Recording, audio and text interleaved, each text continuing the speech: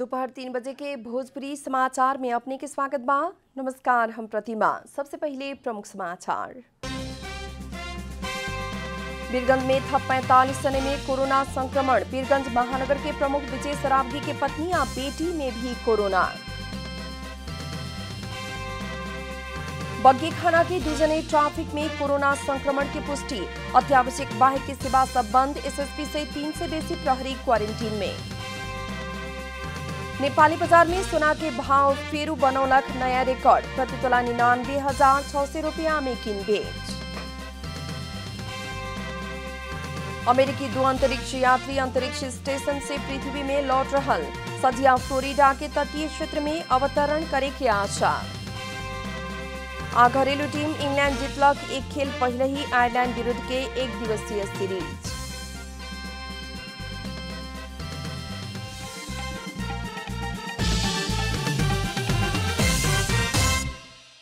आप पूरा समाचार। साउन 13 गते के बैठक स्थगन अध्यक्ष पुष्पकमल दाहाल के अध्यक्षता में अलगे बैठक बैठला बाद उत्पन्न गतिरोध हटावे खातिर नेकपा के दोनों अध्यक्ष के बीच 6 दिन के बाद आज वार्ता भइल बा। प्रधानमंत्री एवं अध्यक्ष केपी शर्मा ओली संगे अकेले वार्ता न करे के अड़ान में रहल अध्यक्ष दाहाल आज वरिष्ठ नेता झलनाथ खनाल के लेके बालुआटार पुगल रहनी। प्रधानमंत्री निवास में भइल दोनों अध्यक्ष बीच के संवाद में संसदीय दल के उपनेता सुभाष नेमवांग भी सहभागी रहनी। साउन 13 गते निर्धारित स्थायी समिति बैठक अध्यक्ष ओली द्वारा एकतरफी रूप में स्थगित कैला बाद नेकपा विवाद नया मोड़ में पुगल रहे। उहे दिन दाहाल के अध्यक्षता में दाहाल आ माधव कुमार नेपाल पक्षधर स्थायी समिति सदस्य सबके बैठक बैठल रहे। वो बैठक से दोसर अध्यक्ष ओली संगे संवाद करके बैठक के नया मिति तय करे के जिम्मा दाहाल के देहल गए रहे। वीरगंज महानगर पालिका के प्रमुख विजय कुमार सरावगी के 52 वर्षीय पत्नी आ 26 वर्षीय बेटी में कोरोना संक्रमण की पुष्टि भइल बा। वीरगंज महानगर के प्रमुख विजय सरावगी के संक्रमण पुष्टि भइला बाद उनकर परिवार के सदस्य सबके पीसीआर टेस्ट कैला बाद पत्नी आ बेटी में भी संक्रमण देखल गयल है। एकरा संगे पर्सा में आज 14 महिला 31 पुरुष सहित 45 जने संक्रमित बढ़ल पर्सा के सहायक प्रमुख जिला अधिकारी ललित कुमार बस्नेत जानकारी दिले बानी। नारायणी अस्पताल वीरगंज के पीसीआर लैब से शनिचर के मध्य रात में सार्वजनिक कैल गेल रिपोर्ट मुताबिक 5 बरस के लड़की से 62 बरिस उमेर समूह के वृद्ध कोरोना संक्रमित भइल बाटे लोग। संक्रमित मध्य वीरगंज डाईपोर्ट के 5 जने पुरुष, वीरगंज 4 बेता के कंट्रैक्ट ट्रेसिंग में पड़ल 14 जने, वीरगंज 11 राधेमाई के 18 जने, वीरगंज 13 चीनी मिल के 4 जने, वीरगंज 3 छपकैया वार्ड नंबर 4 भगवती टोला, वार्ड नंबर 22 मनियारी ठोरी 3 निर्मल बस्ती सखुआ परसौनी के 1 करके कुल 45 जने संक्रमित थपाइल नारायणी अस्पताल जानकारी दिले बा। महानगरीय ट्रैफिक प्रहरी महाशाखा में 2 जने में कोरोना संक्रमण पुष्टि भइला बाद बग्गी खाना में रहल कार्यालय सील कैल गेल बा। महानगरीय ट्रैफिक प्रहरी महाशाखा रामसापत के 2 जने के कोरोना संक्रमण के पुष्टि भइला बाद महाशाखा के सील कैल गेल बा त कार्यालय प्रमुख एसएसपी भीम ढकाल से 3 से 31 जने प्रहरी के क्वारंटीन में राखल गेल बा। एसएसपी भीम प्रसाद ढकाल क्वारंटीन में रह के सेट से ही ट्रैफिक गतिविधि देख रहल जानकारी दिले बानी। अपने दूसरा लोग संगे भेंटघाट बंद कैल ढकाल के कहना बाटे। ढकाल के मुताबिक कोरोना पुष्टि भइल लोग के संपर्क में आई लोग के बाहर आवत जावत करे में बंदिश लगावल जानकारी दिले बानी। महाशाखा माथत ट्रैफिक प्रहरी के जनशक्ति 15 से 45 जने बा। 3 से 13 जने क्वारंटीन में गैला बाद 1170 जने जनशक्ति ट्रैफिक व्यवस्थापन खातिर खटावल गई महाशाखा जानकारी दिले बा। झापा के टांगटिंग नदी धार परिवर्तन करके बांध कटान करत गांव ढुके के जोखिम बढ़ला बाद नदी नियंत्रण खातिर स्थानीय सबसे पहल शुरू कल गेल बा। नदी नियंत्रण खातिर स्थानीय सरकार द्वारा समय में ही ठोस पहल न कैल कहत स्थानीय सब आपन घर आ खेतियों के जमीन बचावे में जुटल बाड़न सन। झापा के अर्जुनधारा नगरपालिका वार्ड नंबर 4 राती खाल में टांगटिंग नदी बांधी कटान करके गांव में ढुके के खतरा बढ़ गया बा। पानी के बहाव निरंतर बांध में ठोकर खैला से भत्कावे के शुरू कैला बाद स्थानीय सब नदी में बांस के किला गाड़त रोकथाम में जुटल बाड़न सन। राष्ट्रपति चुरे संरक्षण कार्यक्रम अंतर्गत नदी में निर्माण भइल बांध भत्कावे लगला बाद स्थानीय सब चिंतित बनल बाटे लोग। नदी के तीव्र कटान के चलते टांगटिंग नजदीके रहल जरुआ नदी में मिले वाला डर से स्थानीय सब नदी के धार परिवर्तन खातिर कोशिश शुरू कैले बाटे लोग। टांगटिंग जरुआ में मिलके बहे के शुरू कैला बाद राते खाल, खैरेनी, बाघे डांगी, सिंह बाहिनी के करीब 150 घर परिवार विस्थापित होके के साथ ही सैकड़ों बीघा जमीन बगर में परिणत होके के स्थानीय के कहना बाटे।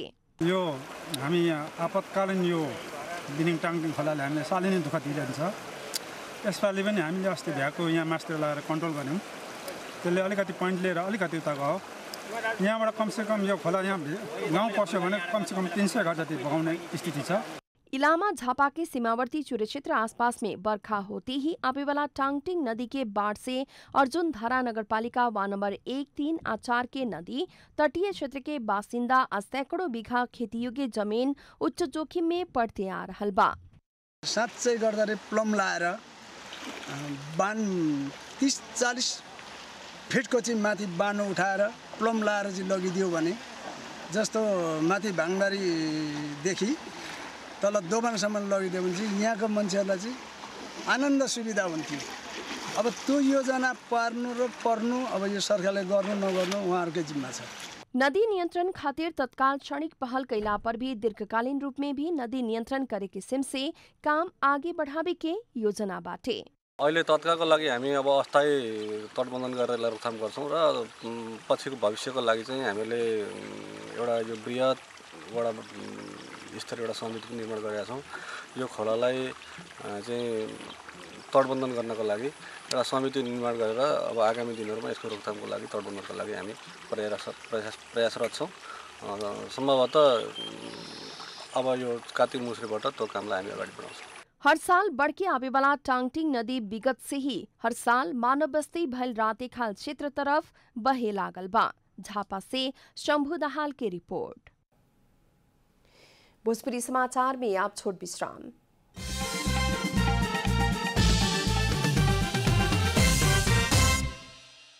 भोजपुरी समाचार में अब बाकी समाचार। रूपंदेही के शुद्धोधन गांवपालिका वार्ड नंबर 5 में रहल दरबाह पार्क कंपाउंड आ दीवार तोड़फोड़ में सामुदायिक विद्यालय के प्रधानाध्यापक की ही प्रत्यक्ष संलग्नता भइल जनावल गेल बा।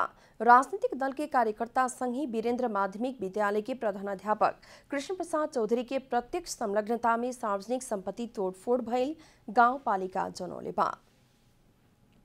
रूपंदेही के शुद्धोधन गांवपालिका वार्ड नंबर 5 में रहल दरबाह पार्क कंपाउंड आदिवार के स्थानीय राजनीतिक दल के कुछ कार्यकर्ता आ शिक्षक मिलके तोड़फोड़ कैले बाटे लोग। गांवपालिका द्वारा गुरु योजना ही बना के आर्थिक वर्ष 2074-75 से ऐतिहासिक दरबाह मंदिर आ ओकर आसपास के क्षेत्र में पर्यटकीय गंतव्य बनावे किस्म से काम हो रहल बा।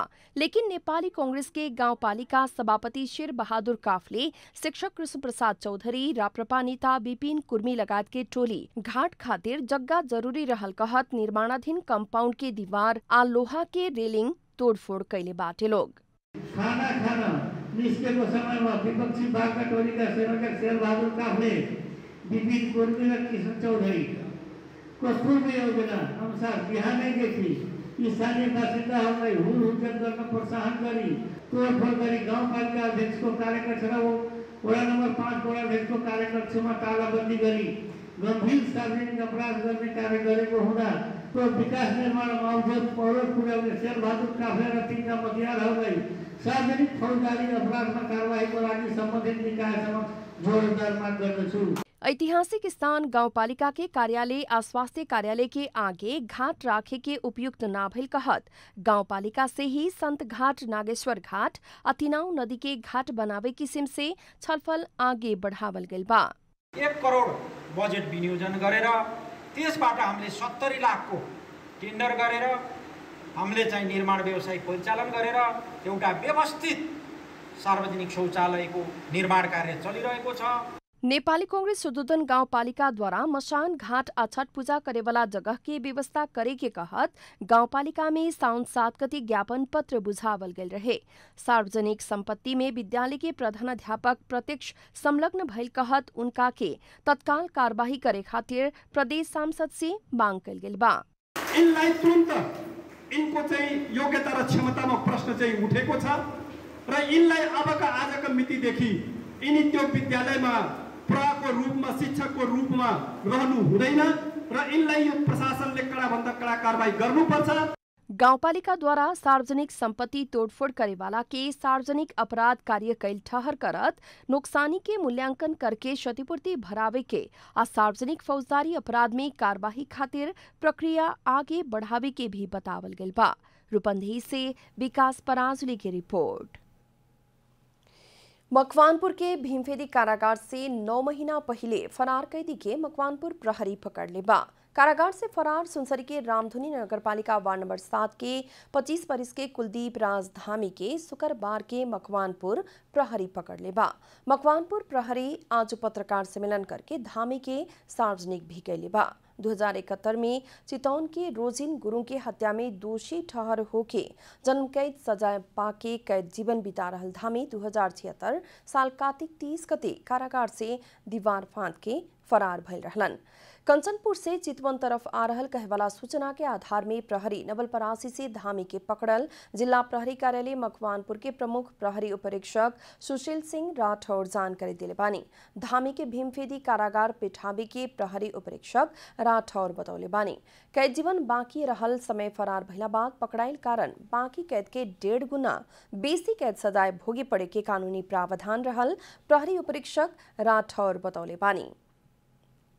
सरकार द्वारा साउन 15 से होटल तथा रेस्टोरेंट सब खोले के निर्णय कैला पर भी पर्यटकीय गंतव्य रहल चितौन के सौराहा सुनसान बाटे। 4 महीना से लंबा समय बंद होके खुलल होटल तथा रेस्टोरेंट में आंतरिक तथा बाहरी पर्यटक न अइला कारण सौराहा क्षेत्र सुनसान बनल बा। पिछला साल यही समय में सौराहा में 500 के करीब पर्यटक आवत रहे, लेकिन अभी सुनसान भइल क्षेत्रीय होटल संघ चितौन सौराहा के अध्यक्ष दीपक भट्टराई बतौले बानी होटल व्यवसाय खुला कैल गेला पर भी सौराहा में पर्यटक न आयल कारण कर्मचारी आ संचालक सब फुर्सत में रहल भट्टराई के कहना बाटे। कोरोना महामारी अंत न भइला से संक्रमण फैल सके के कारण व्यवसायी लोग सुरक्षित तरीका से होटल संचालन कर रहल सपना विलेज के संचालक ध्रुव गिरी भी बतौले बानी। सैनिटाइजर मास्क लगायत के स्वास्थ्य सामग्री प्रयोग करत होटल संचालन कैल गेल कहत गिरी ग्राहक के भी होटल में अइला पर बुखार नापे के उल्लेख कैले बानी। पर्यटक सबके सौराहा खींचे खातिर व्यवसायी सबसे भी छूट के व्यवस्था कैल गेल बा। Restaurant and bar association Sauraha के निवर्तमान अध्यक्ष गोकर्ण गिरी अपना सबसे खाना में 20% आ होटल के कोठरी में 50% छूट के व्यवस्था कैल गेल बतौले बानी। अब आर्थिक समाचार।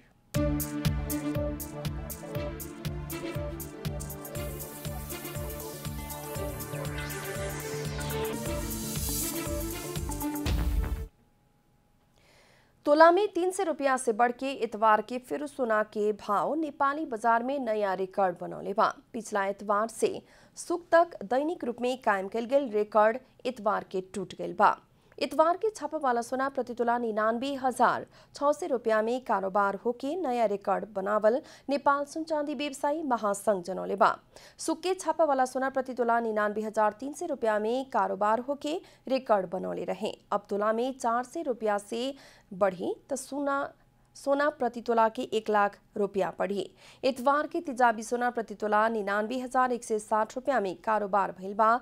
चांदी के दाम तोला में 10 रुपया से बढ़ के प्रति तोला 1,230 रुपया में कारोबार हो रहल महासंघ जनौले बा।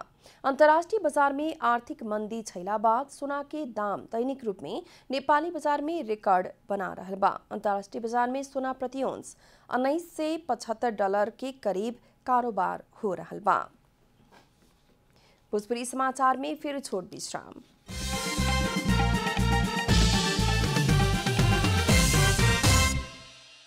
भोजपुरी समाचार में अब अंतर्राष्ट्रीय समाचार।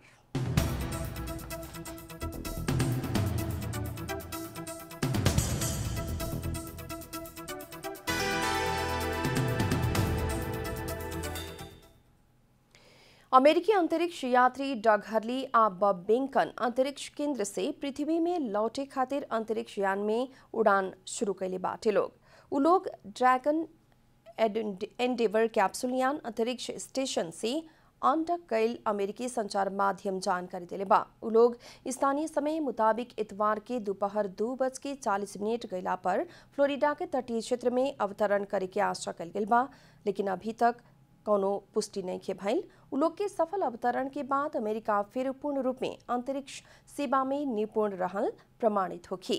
अमेरिकी अंतरिक्ष एजेंसी नासा निजी कंपनी स्पेस एक्स संगे के सहकार्य में ओ यान अंतरिक्ष में पेठौले रहे। ड्रैगन कैप्सूल स्पेस एक्स द्वारा उपलब्ध कराव के ओकरे संचालन हो रहल बा। ओ यान चीन से 422 किलोमीटर के दूरी ऊपर रहल अंतरिक्ष स्टेशन में गईल मई 31 में प्रवेश कैले रहे। चुहावट दबाव आ तापक्रम के जांच खातिर कुछ प्रतीक्षा कैला बाद पहले ही ISS में रहल रूसी आ अमेरिकी टोली के साथ शामिल होखिला ड्रैगन कैप्सूल में रहल यात्री सब स्टेशन में प्रवेश कैले रहे लोग। आप खेलकूद समाचार।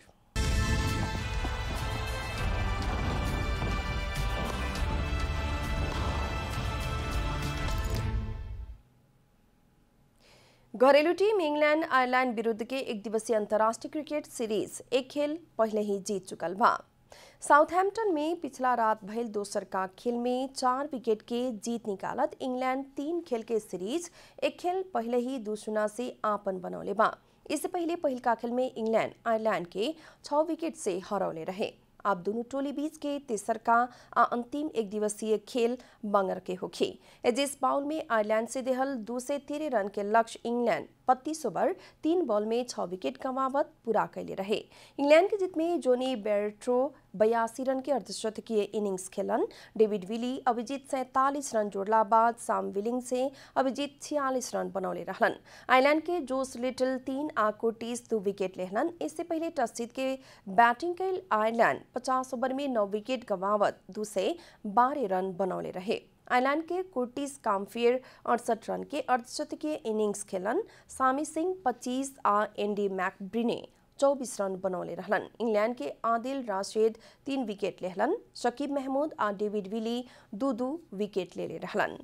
अंत में प्रमुख समाचार फिर एक बेर। वीरगंज में थप 45 जने में कोरोना संक्रमण। वीरगंज महानगर के प्रमुख विजय सरावगी की पत्नी अब बेटी में भी कोरोना। बग्गीखाना के 2 जने ट्रैफिक में कोरोना संक्रमण की पुष्टि। अत्यावश्यक बाह्य की सेवा सब बंद। SSP सहित 3 से बेसी प्रहरी क्वारंटीन में। नेपाली बाजार में सोना के भाव फिर बनौलक नया रिकॉर्ड। प्रति तोला 99,600 रुपया में किन बेच। अमेरिकी 2 अंतरिक्ष यात्री अंतरिक्ष स्टेशन से पृथ्वी में लौट रहल। संध्या फ्लोरिडा के तटीय क्षेत्र में अवतरण करे के आशा। घरेलू टीम इंग्लैंड जीतलक एक खेल पहले ही आयरलैंड विरुद्ध के एक दिवसीय सीरीज।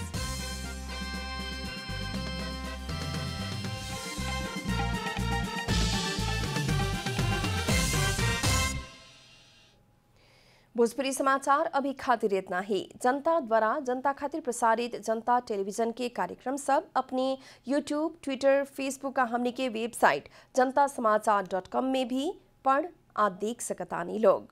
सूचना में अपने के सहभागिता, समय में समाचार, हमनी के प्रतिबद्धता। नमस्कार।